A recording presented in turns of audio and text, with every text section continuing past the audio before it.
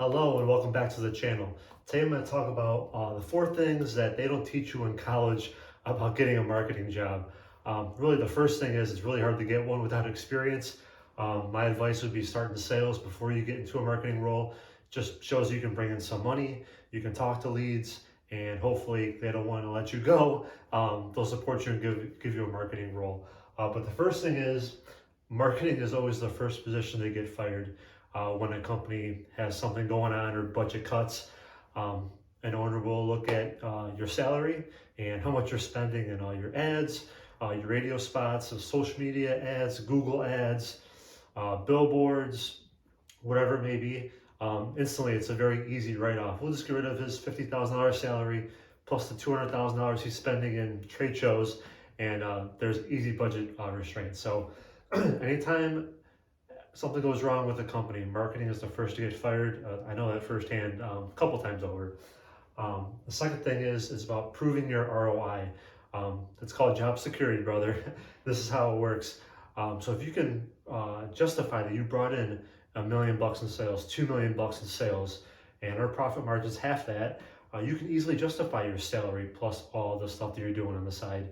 You know, all your software costs, all your ad costs, whatever it may be. But something they never tell you in college is like, if you don't prove your ROI, the second something goes wrong, you're done. So as a new marketer coming into the new world, you need to be able to get the systems and the software, so you can be ready at any time to tell your boss, hey, look, I brought in this amount of money in sales based on these marketing things I've done.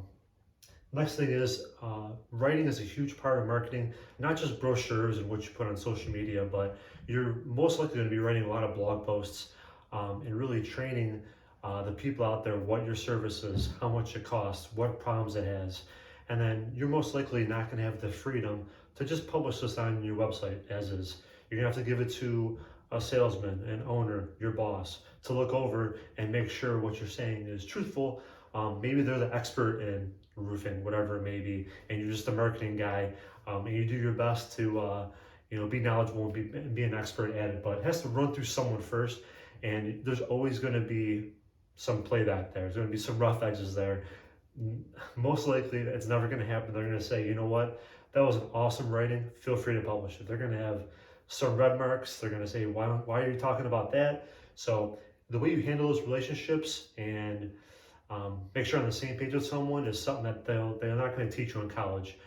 Yeah, they might do a couple red marks on your paper, but when you're talking with the same person every day and meeting with them and writing over and over and over again, it's something you're going to need to handle pretty professionally. And the last thing is they don't teach you how to get a raise. And I'm going to teach us how to do it right now. Is it goes back with the return on investment.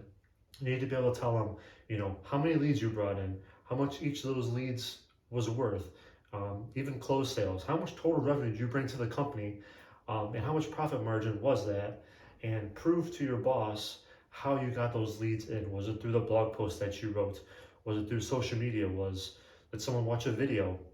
Did someone go on your website and talk to you on live chat? That's turned into a conversation which you gave to a salesman, and that turned into a sale. But as a marketer, to prove your worth and prove your ROI so that you can get a raise in the long run, you need to continually, monthly tell them, hey, these are the 15 leads I brought in, this is the potential they got, and just prove that it's all about the money, man.